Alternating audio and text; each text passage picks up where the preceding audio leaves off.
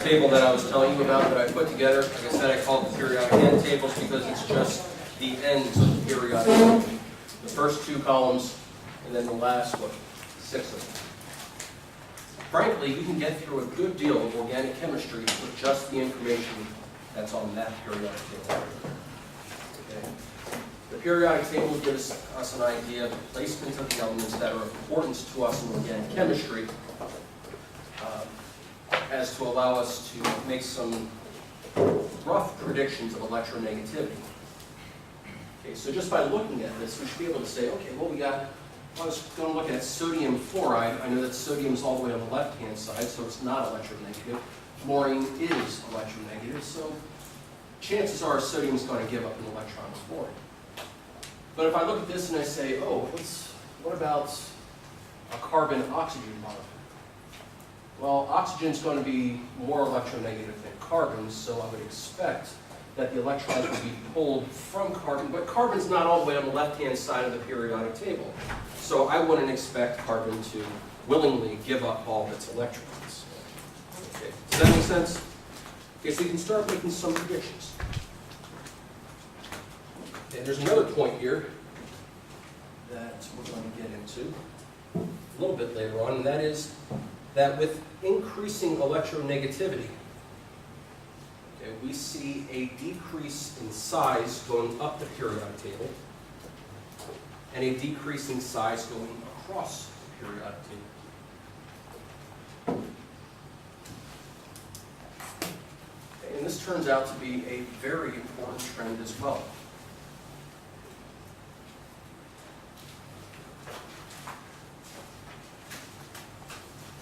You see, the reason why that's important is that the size of the atom is going to dictate how far away it must be from the other atom that it's partnering with in a bond. In other words, if I were to think of the molecule of iodine, I2, versus a molecule of fluorine, F2, which one's going to have a longer bond between the two atoms? Iodine or fluorine? Just yell it out. Come on, let's be. Okay, folks, I usually give this talk earlier on, so I might as well screw this down. We have a class that runs from 6 until 9 o'clock, Mondays and Wednesdays, every week for the next 8 weeks. Okay? If this isn't an active participation thing, I'm going to fall asleep. Okay? So yell out answers. Be involved here, okay? What the heck was I talking about before I went out? Okay, iodine versus fluorine. Okay, which one is going to have a longer bond? Iodine. Okay? Iodine, whatever. Because iodine is much larger. Okay? And if I try to take two iodines and bring them together, well, I know that the outer shell electrons, the valence electrons, are going to want to interact with one another because they can do so in such a fashion as to complete the octet for each other. Okay, but fluorine, when it does it, it's going to be doing so in the fashion that they have to get a little bit closer together. Okay, and here is another one of those little points that you don't really memorize, but the shorter a bond, typically the stronger it is. Okay. Have you ever tried to break a stick that was this long versus a stick that was this long? Which one was easier? The longer. The longer stick, okay? These are slightly different reasons why it's easier, but it's a good mental image to help you kind of remember that. Short bonds or strong bonds. So if you had to look at the periodic table and predict which bond would be easier to break, carbon-fluorine or carbon-iodine, which one would you pick? Carbon-iodine. Okay. So you can see how just looking at this periodic table, you can make a lot of brilliantly important guesses, and very strong guesses at that, at how a reaction is going to proceed.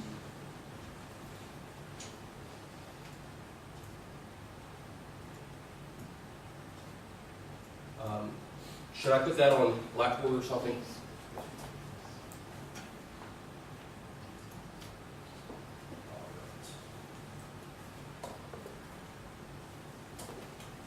Now the real fun begins.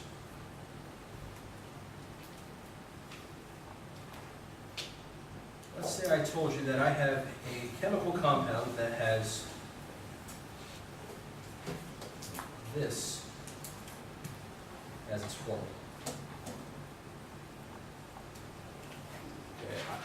I already know that, statistically speaking, at least maybe a third of you are not going to get the arrangement of the elements just right.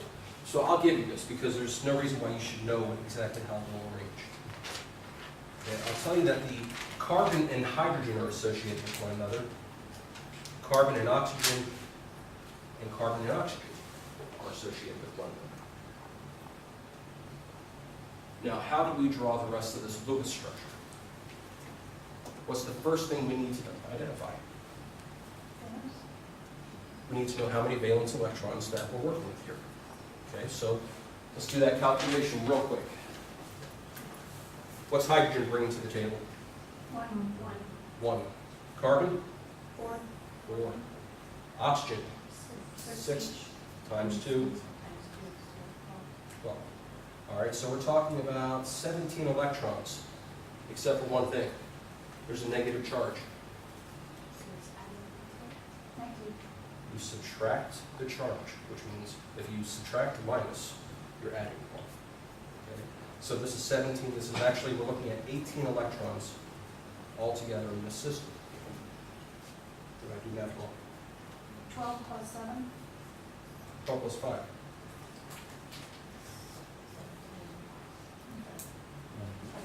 Yeah. I suck at math. I have a tough time with my kid or my second grade or something. Okay. All right, so the easy ones, I've already told you that carbon and hydrogen are linked together, so we can put 2 electrons there. We know carbon and oxygen are linked together, and we know this carbon and oxygen are linked together. So that takes off 6 electrons from our count.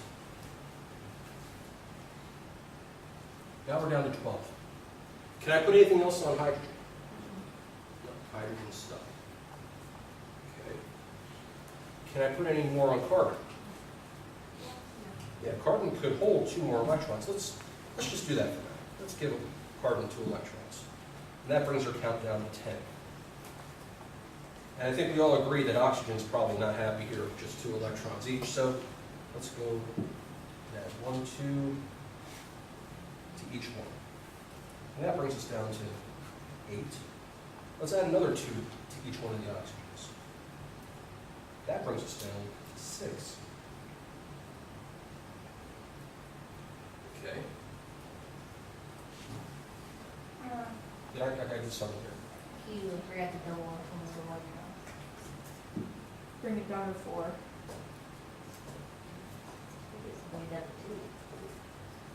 Hold on. This is where I appreciate your ever-forgiving nature. All right, this time. All right. Starting with 18, you agree with that, right? Told you, 3 hours. Okay. All right. 1, 2, 3, 4, 5, 6. That's down to 12, right? Yes. Okay. Then we put 2 electrons here. That took us down to 10. 2 electrons on each oxygen takes us down to 8. No, you're right. It takes us down to 6. Because I can't. There's another 2 there. That brings us down to 2. Whew. I was getting worried there because it just wasn't working out the way I thought. So 2 more electrons. I'll choose one of those oxygens. It doesn't matter which one I choose. Okay. Is this okay? Okay, I got lots of shaking heads. Okay. What's not good about this? Top oxygen has 6 electrons. Everybody else is pretty much happy with it, right? Well, okay, what if we did it like this? What if I were to steal electrons?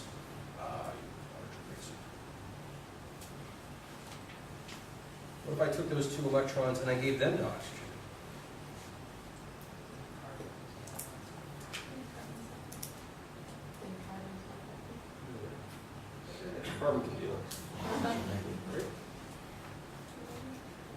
Well, of the two, which one's going to do that?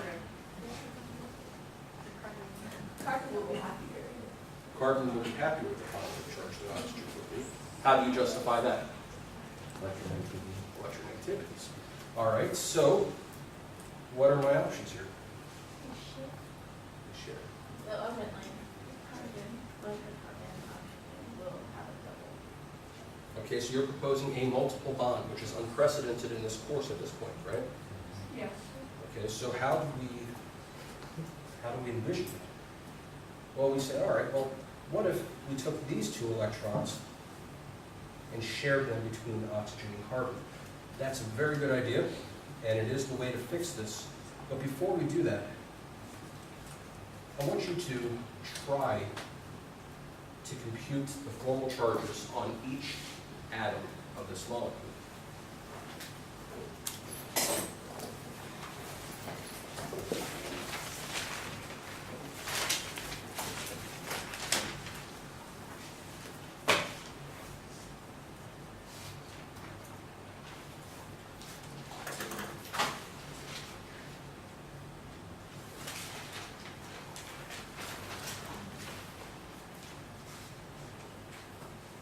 You already know that this is not the ideal Lewis structure, but let's look at the charges.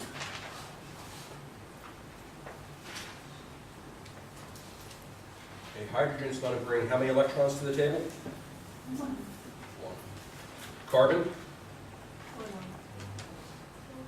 one. Four. Okay, oxygen Six. times two? 12. 12. Okay.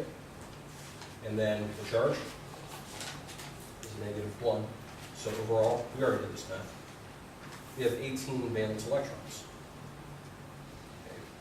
The formal charge on hydrogen is going to be equal to the valence electrons on hydrogen, which is 1, minus 1/2 the number of shared electrons, which is 1, minus the number of unshared electrons, which is 0.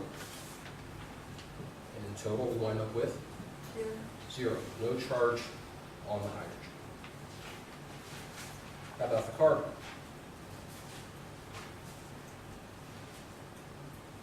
Well, we know that the carbon should have 4 electrons. Okay. How many electrons is carbon currently sharing? 6.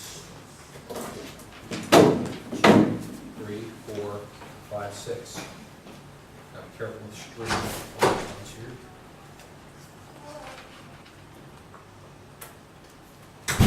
So 6 divided by 2? Okay. And then how many unshared electrons? 0. So 4 minus 3 is equal to? Plus 1. Now how about the formal charge on each one of the oxygens? Each oxygen should have 6 valence electrons. Okay. Each oxygen is sharing how many? 2. 1/2 2 is 1. And how many unshared electrons does each oxygen have? 1, 2, 3, 4, 5, 6. What's 6 minus 7? -1.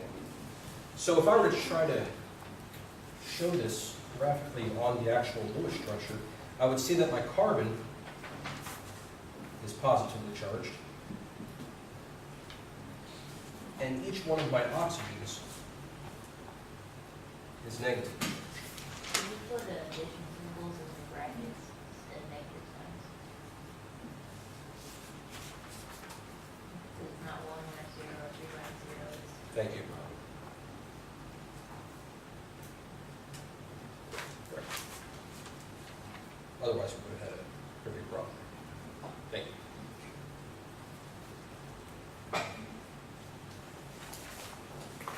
And please don't be shy. If you see, Erica's used to seeing me screw up in class, so she feels perfectly comfortable letting me know about it. But if anybody else finds mistakes, just shout them out. All right. So what's the overall charge on this molecule here then? still a -1. But remember that one rule I gave you about drawing Lewis structures, about charge separation? This is precisely what I'm referring to. You see, I have a negative charge here and a positive charge here. That could be canceled out, as you had said, Cynthia, by sharing these electrons. Okay? So let me get myself to kind of a fresh area here.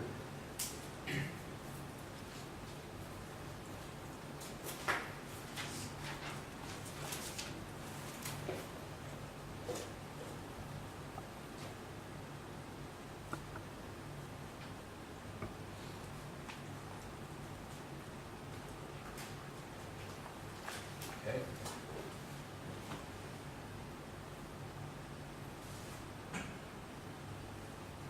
And show you how we fix this up. The first thing I want to do here is I want to clean up the structure a little bit. In organic chemistry, we can get away using a convention that's been in place for many years by just eliminating the double dots there and replacing them with a bond, because that's really what they symbolize.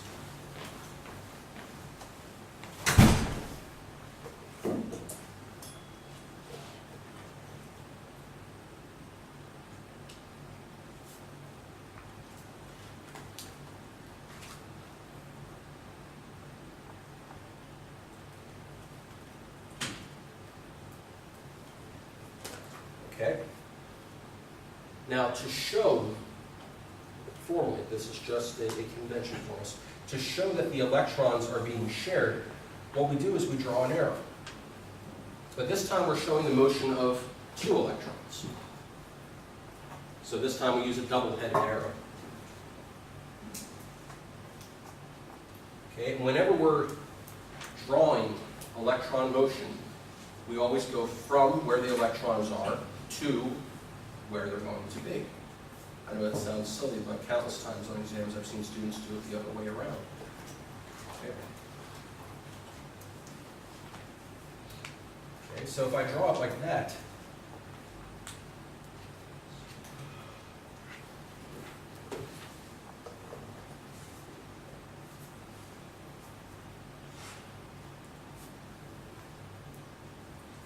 I'm going to use a very different type of arrow. I want to call attention to this. This is not a reaction arrow.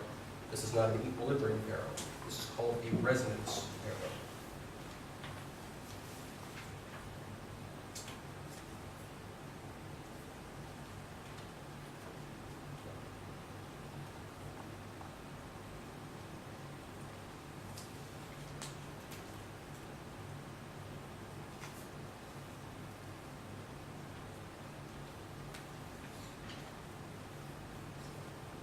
And that's the structure that we get.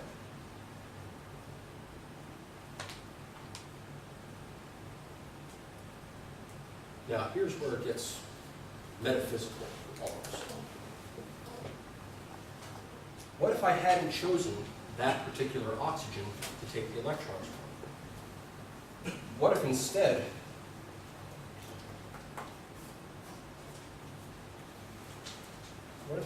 I had chosen the electrons on this oxygen?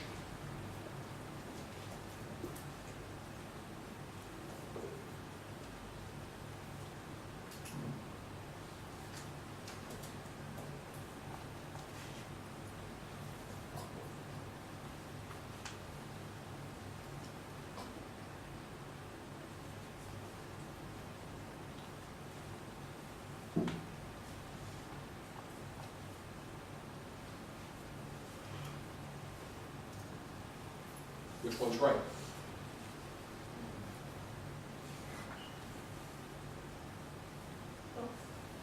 Correct. Okay, both of these are correct structures. Okay, they both meet all the criteria of a good Lewis structure. Now, what I would like for you to do is to show the interconversion of these two two Lewis structures.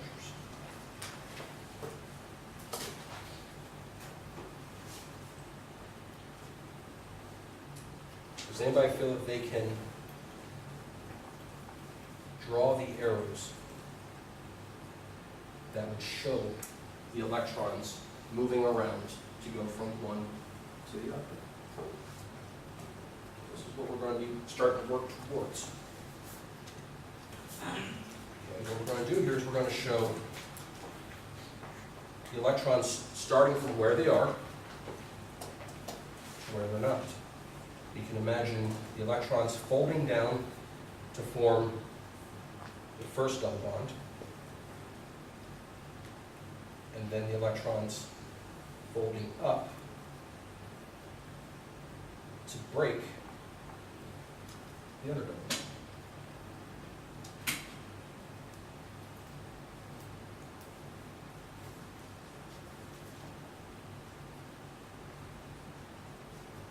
Okay, so everybody take a minute and try to do the reverse process.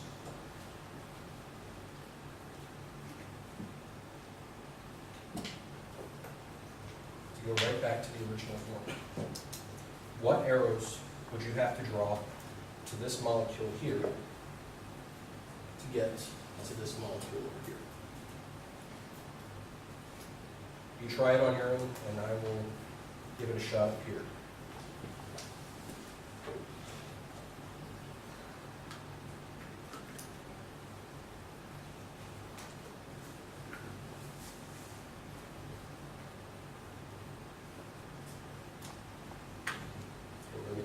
This sort of thing. This is just kind of the infancy of it for us here.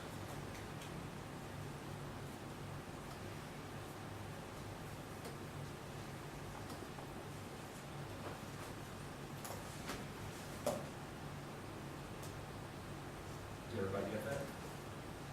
Okay, if you had a tough time with that, there's lots of practice in the homework in the textbook, and I'm happy to sit down and talk with you about it during office hours as well.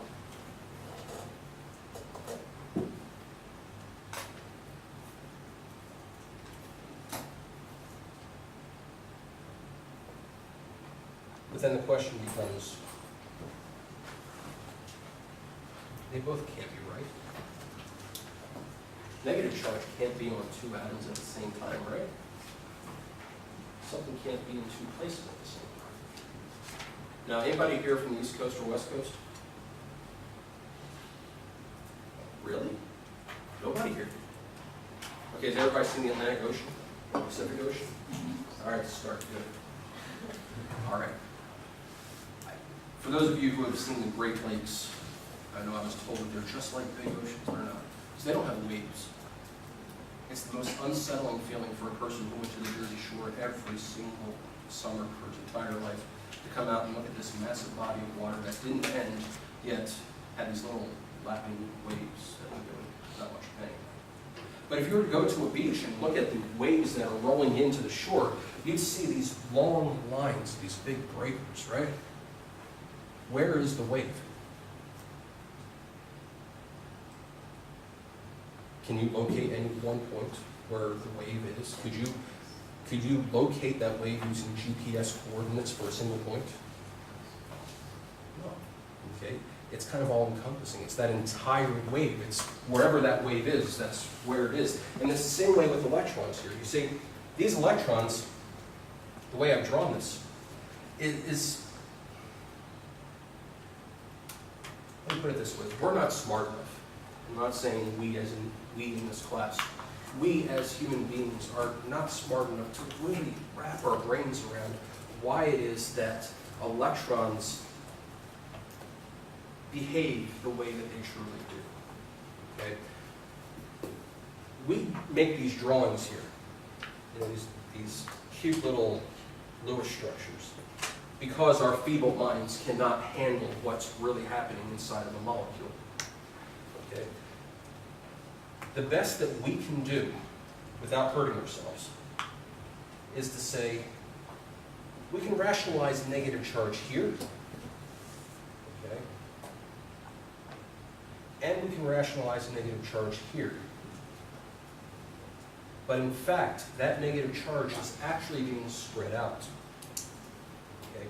These two structures, okay, it looks like they're in equilibrium with one another with the arrow I've drawn, but they're not. Like I said, they're in resonance with one another.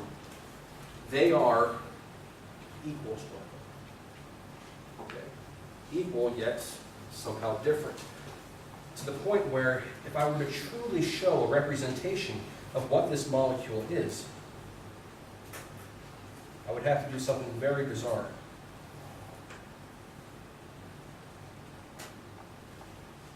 I would need to draw partial bonds with 1/2 of a negative charge on one oxygen and 1/2 of a negative charge on the other. Okay, that's really what this is what we call a resonance hybrid.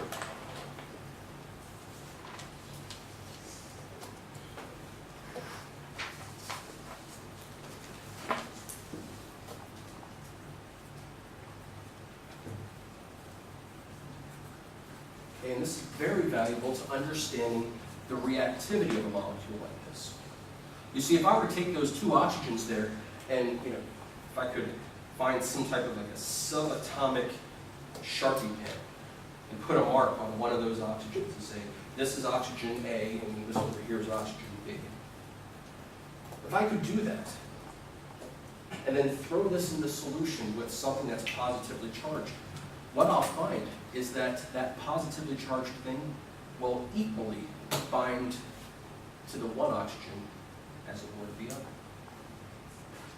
These two oxygens become equivalent to one another. And chemists actually do have that ability of making that mark on an atom. It's not quite with a Sharpie, but it's through using radioisotope studies. Okay? So, with that being said, let's try another.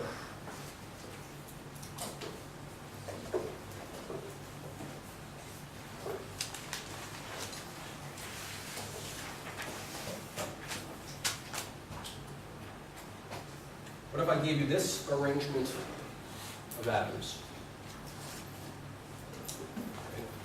but told you that the molecule is in fact neutral? What would the Lewis structure look like?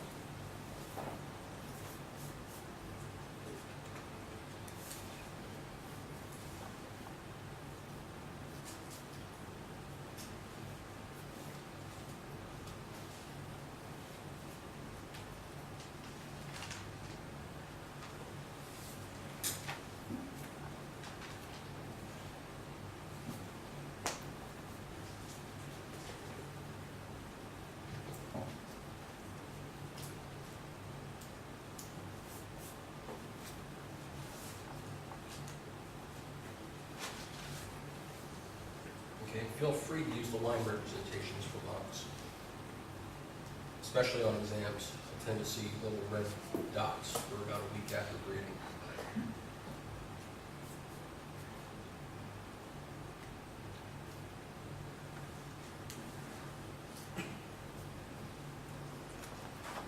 A minute to kind of work this out for yourself.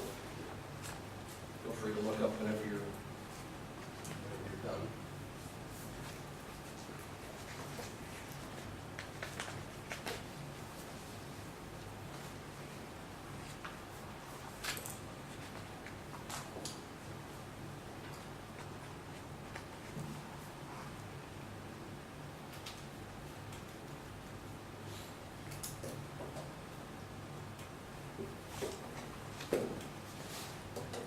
So those of you who are finished, did you get to the same point that I did?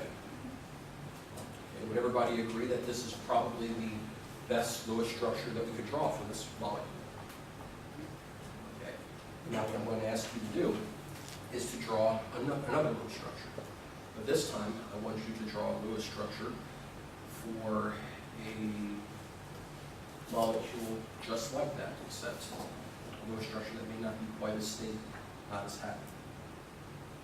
I'll give you a hint. It involves breaking the pi bond. In other words, the second bond between carbon and oxygen. And as you work on it, I'll put the answer up here.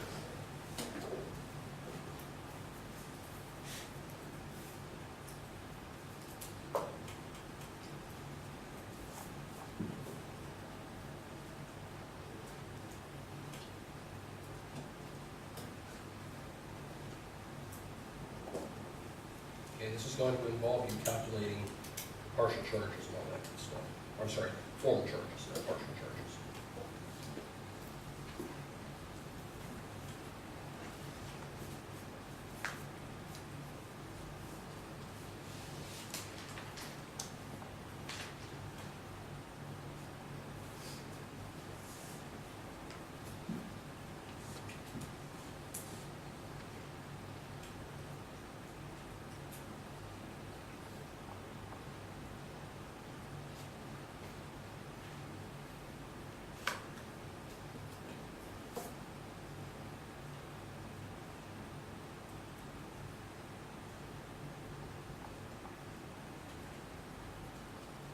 Now, don't be worried if you arrive at a structure that's not quite as happy looking as what we're used to seeing. Can anybody arrive at this? We're going to break that second bond. And instead of having shared electrons between oxygen and carbon in that second bond, instead you had the electrons on oxygen and no electrons, or at least no lone pairs of electrons on carbon. You would arrive at this particular Lewis structure. What's the problem with this Lewis structure? What makes us uneasy about it?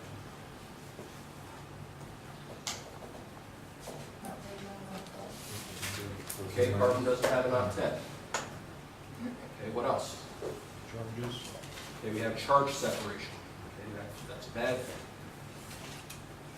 Okay, we could have also drawn it like this.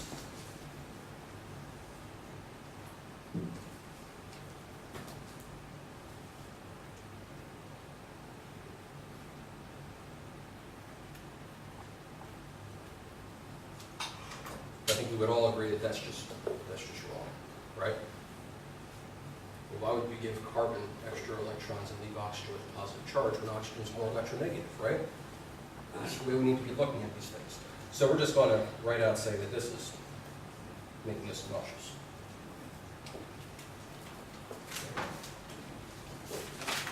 This is a viable resonance structure for that stable structure on the left-hand side. I know you're thinking, how can that be viable?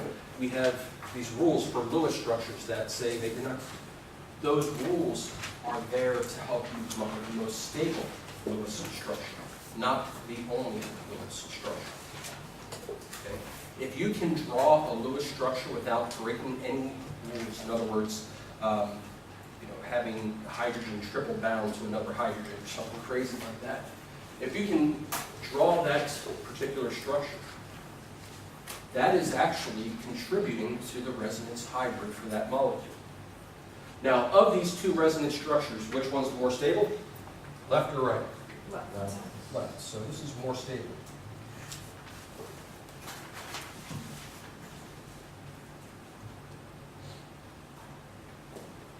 Okay?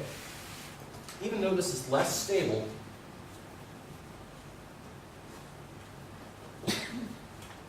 it is a contributor to the overall structure of the molecule, and therefore the resonance hybrid actually looks something like this.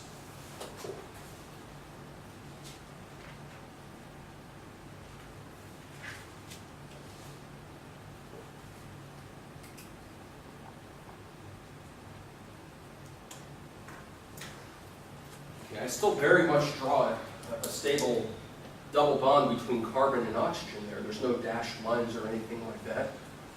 But what I'm doing here is I'm recognizing that there's a little bit of partial negative charge on oxygen and there's a partial positive charge on carbon. And it turns out that this really justifies the reactivity of this molecule. In other words, if I take something positively charged and mix it with that stuff, that positively charged stuff adds to the oxygen. If I mix it with negatively charged stuff, that negatively charged stuff bonds with the carbon. As opposites attract. Does that make sense? Let's do one last practice.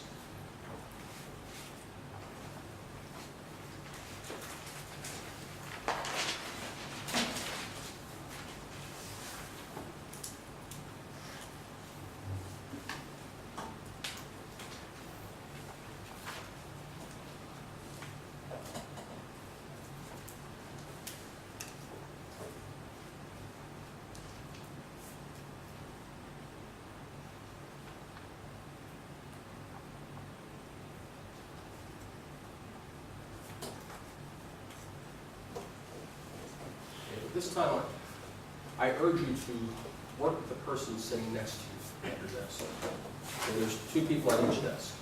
Okay? Work together and talk it out. I want to hear noise. I don't want to hear silence and everybody working on it.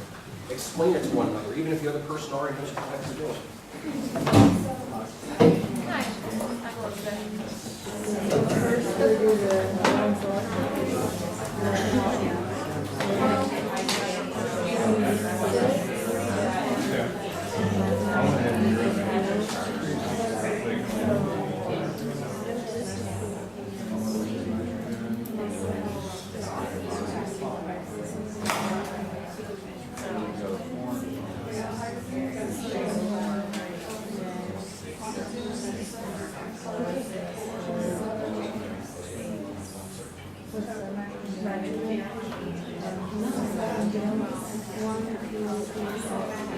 Oh, yeah, you're right. I was looking at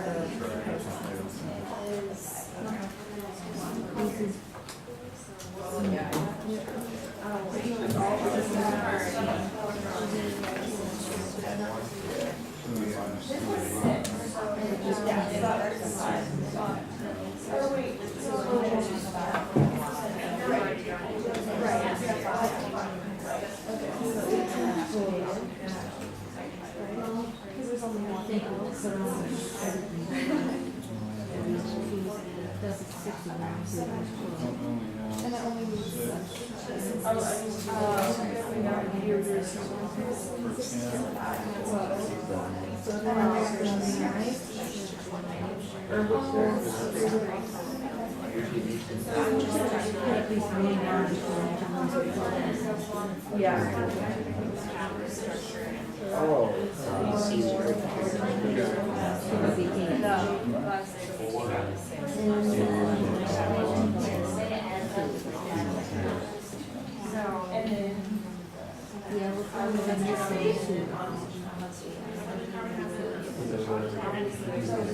So, yeah. Remember, don't forget formal charges if they apply. So that was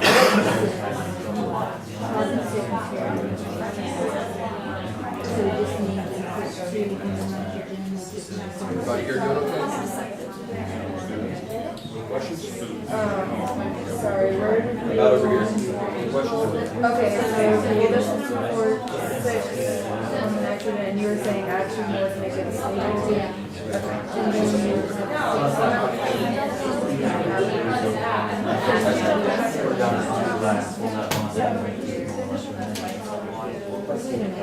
We have a double bond on that.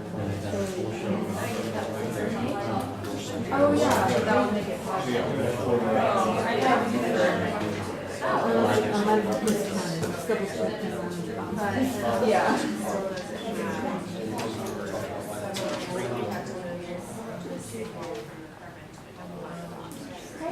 Oh, I see it. I talked about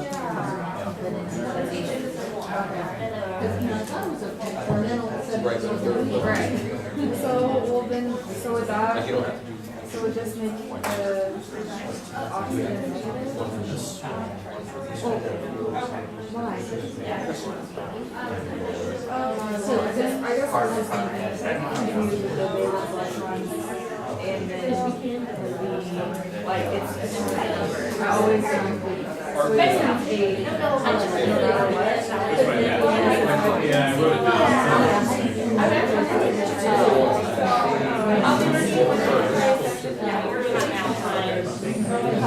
Well, actually,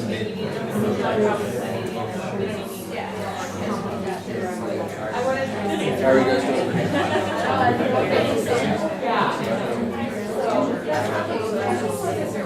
How about it? Yeah, yeah.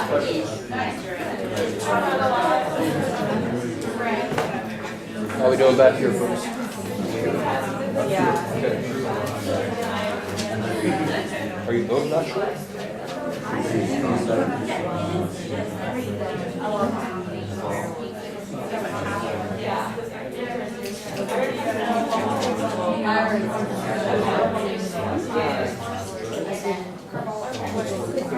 No, I You explained it.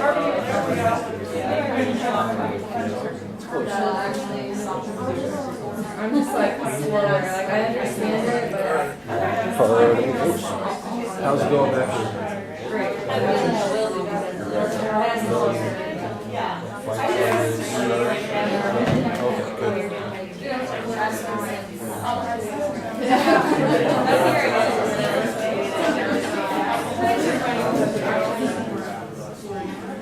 All right, so now that everybody's had a chance to kind of take a look at this, I'm going to put up a correct answer.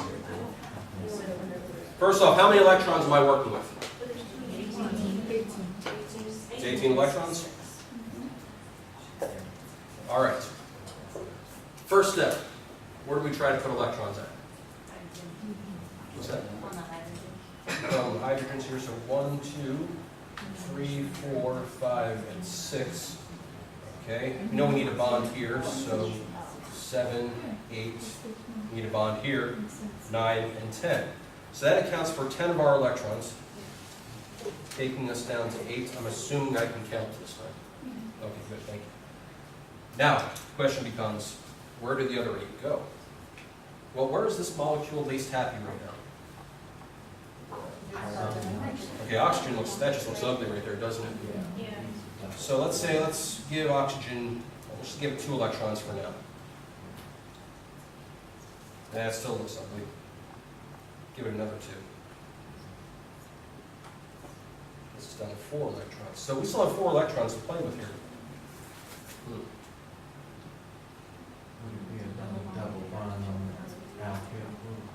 Okay, so I'm hearing a vote for a double bond between oxygen and carbon.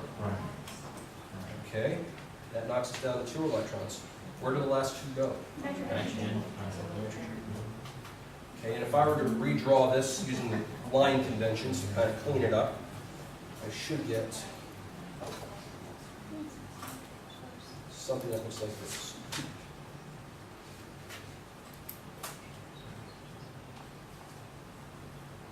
Is that correct? Yep. Guesses. Okay. So that's one way we could have done this. But some folks here actually came up with a different way of doing this. And I don't want them to think that they're wrong.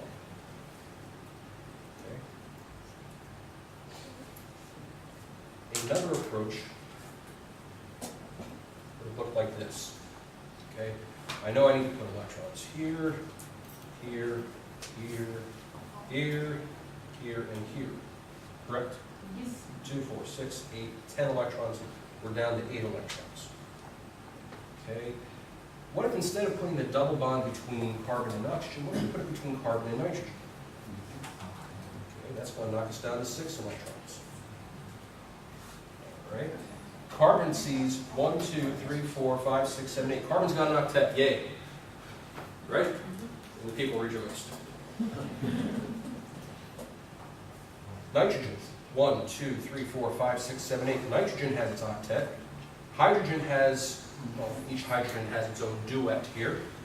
We're left with 6 electrons, and oxygen It's all 6. gets them all. Okay, so 6 electrons on oxygen. Now, if we were to draw this out,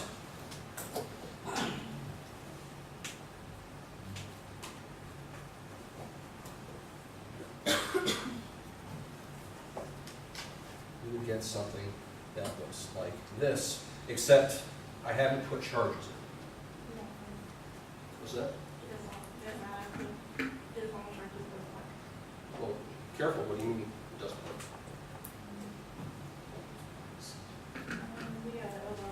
What charge do you get to? You get overall negative? Okay, there's calculation error there. Well, it might be. Okay. I'll tell you right now that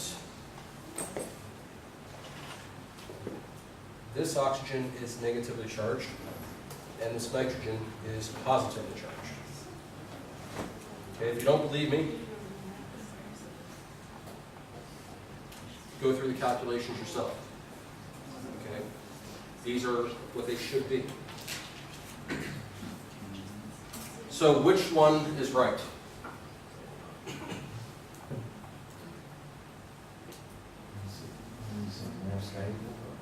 No. They're both right. They are both resonance structures for the same compound. So what does the molecule actually look like?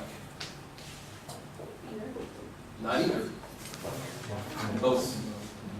It's both at the same time, but one of these is clearly more stable than the other, right? So which one is going to look more like? The top or the bottom? Top. This is more stable.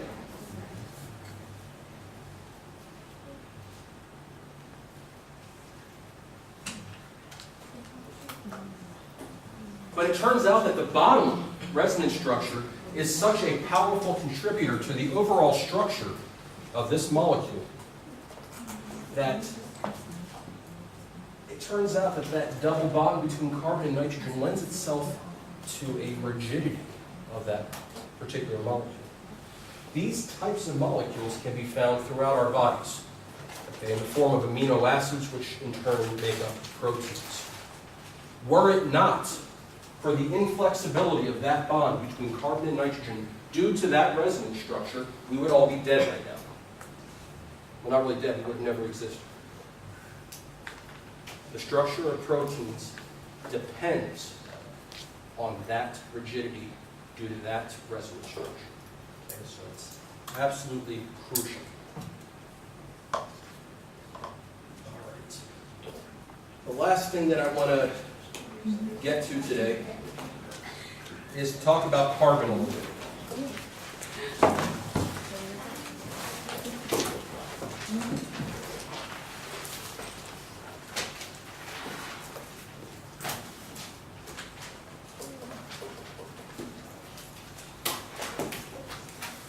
Okay, and since we have like a minute left, I want to tell you the most important thing that you can remember about carbon.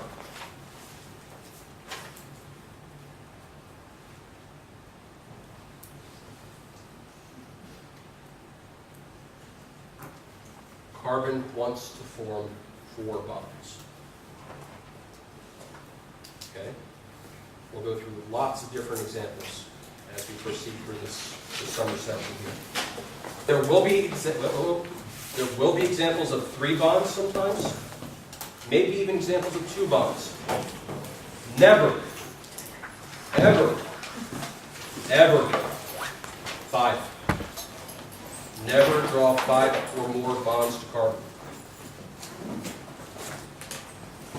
And we'll talk about why. Now you have a good one.